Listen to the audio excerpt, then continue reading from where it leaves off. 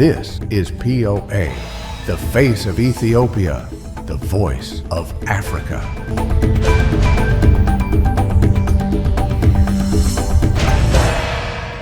Hello viewers, you are watching Pulse of Africa POA.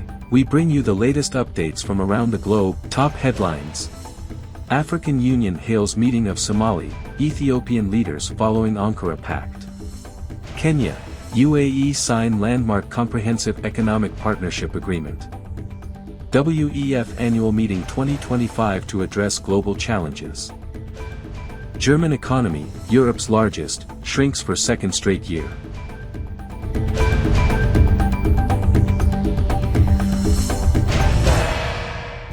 Now the full stories.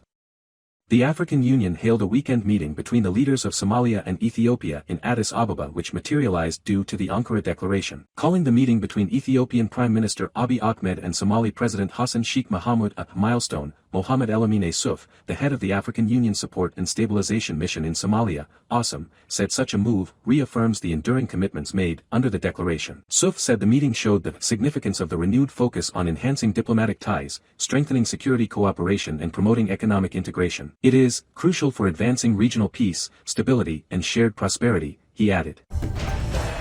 Kenya, United Arab Emirates signed comprehensive agreement to deepen trade and investment ties, marking a historic milestone in the economic relations between the two nations. President William Ruto and Sheikh Mohammed bin Zayed Al Nahyan, President of the United Arab Emirates, presided over the signing of the Kenya-United Arab Emirates Comprehensive Economic Partnership Agreement, CEPA. The CEPA is the first agreement of its kind signed by the UAE with a mainland African country, representing a transformative step in enhancing trade, investment, and economic cooperation. The agreement strengthens Kenya's position as a gateway to East and Southern Africa and reaffirms the UAE's role as a global logistics and financial hub connecting the Middle East, Asia, and beyond. The CEPA will also provide the UAE with investment opportunities in several sectors of the Kenyan economy. The United Nations Deputy Secretary-General, Amina Jane Mohammed, has successfully wrapped up her two-day official visit to Nigeria and actively advocated for regional stability and climate action in the West African region. Her visit focused on mobilizing support for key initiatives aimed at enhancing regional stability and advancing climate action, among other critical issues. While in Nigeria, she had a series of high-level meetings, including with President Bola Ahmed Tinubu and Wael Aduan, Finance Minister, and Coordinating Minister of the Economy. The UN Deputy Secretary-General's visit underscores the UN's commitment to collaborating with Nigeria and its partners to address pressing challenges and promote sustainable development in the region. The city of Uvira in South Kivu in Democratic Republic of the Congo is facing a severe humanitarian crisis as the waters of Lake Tanganyika continue to rise. The flooding has caused widespread destruction, with over 3,000 homes submerged and more than 36,000 people displaced. Months after the initial flooding began, the situation continues to deteriorate, leaving thousands in desperate need of assistance. The rising waters have also devastated local agriculture, a vital source of livelihood for many. The rising water levels are unprecedented, reversing decades of retreat by Lake Tanganyika. Morocco is celebrating the Amazigh New Year, known as Eid Yenair, with vibrant cultural festivities marking the year 2975 in the Amazigh calendar. Parades in various Moroccan cities showcase the richness and diversity of the country's Amazigh heritage through music, dance, costumes, and traditional crafts.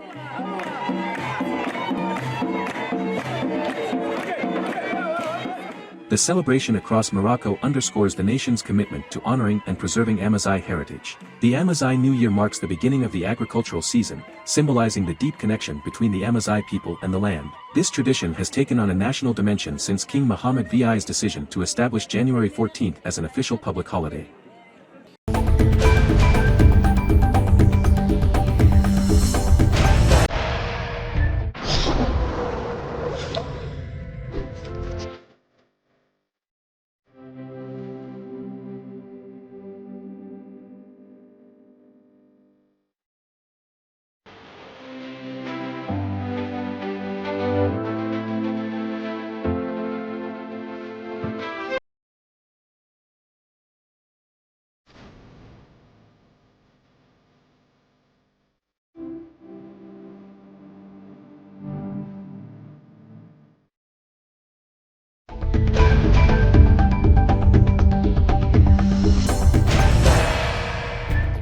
Germany's economy, the largest in Europe, contracted for the second year in a row in 2024, official data showed Wednesday, underscoring the challenges facing the region as it tries to get economic growth back on track. Germany's gross domestic product fell 0.2% last year, according to the country's Federal Statistical Office, following a contraction of 0.3% in 2023. It's the first time since the early 2000s, when Germany was grappling with high unemployment, that the economy has shrunk for 2 years in a row, according to Carsten Brzeski, global head of macroeconomics at Pan-European Bank ING. The data comes just weeks ahead of a crucial snap election, called after Germany's governing coalition collapsed late last year over disagreements about how to bolster the country's weak economy. Shocking footage captured a private jet erupting into a fireball soon after trying to land at a Brazilian airport, killing the pilot and almost running into a tourist who was filming it. The Cessna 525 Citation jet initially appeared set for a normal landing when it then hit the ground across the road from the airport and burst into flames, videos of the crash show. The fire quickly engulfed the plane as it skidded across the highway, careening in front of cars and blowing through a fence as it turned into a whirling inferno on the coastal runway in Ubatuba, in the Brazilian state of São Paulo. The pilot was killed in the crash. The 4 passengers, including a husband and wife with their 2 young children, were saved from the wreckage and taken to a nearby hospital.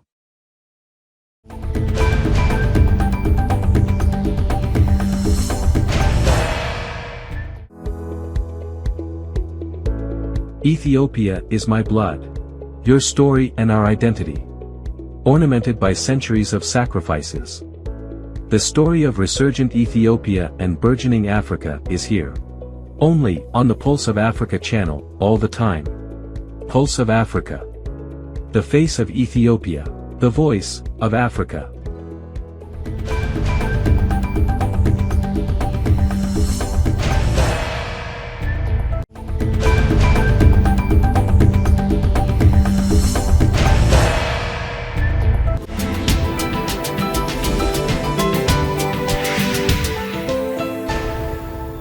Moving on to business news.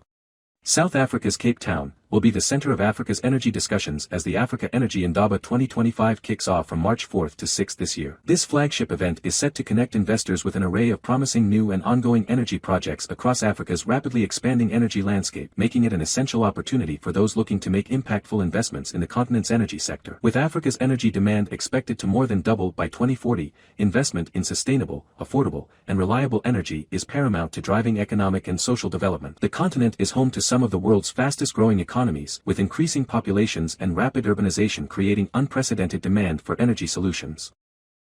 The World Economic Forum will convene its annual meeting 2025 in Davos Klosters, Switzerland, from January 20 to 24, under the theme, Collaboration for the Intelligent Age. The event is set to gather approximately 3,000 leaders from over 130 countries, including 350 governmental representatives and 60 heads of state and government, to address global challenges and explore emerging opportunities. The annual meeting 2025 will foster a spirit of cooperation and constructive optimism with the objective of shaping the forthcoming intelligent age in a more sustainable and inclusive way, said Klaus Schwab, founder and chairman of the Board of Trustees of the World Economic Forum. The agenda will focus on relaunching economic growth, harnessing new technologies, and strengthening social and economic resilience amid geopolitical tensions and accelerating climate change.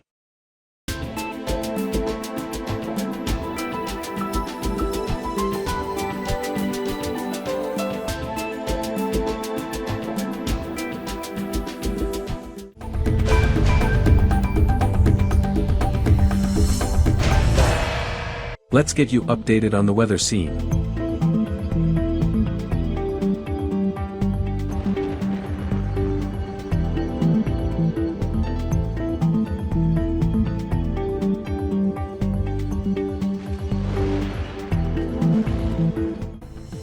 That's all from us today. Don't forget to check our website for updates on these and other stories. We thank you for joining us.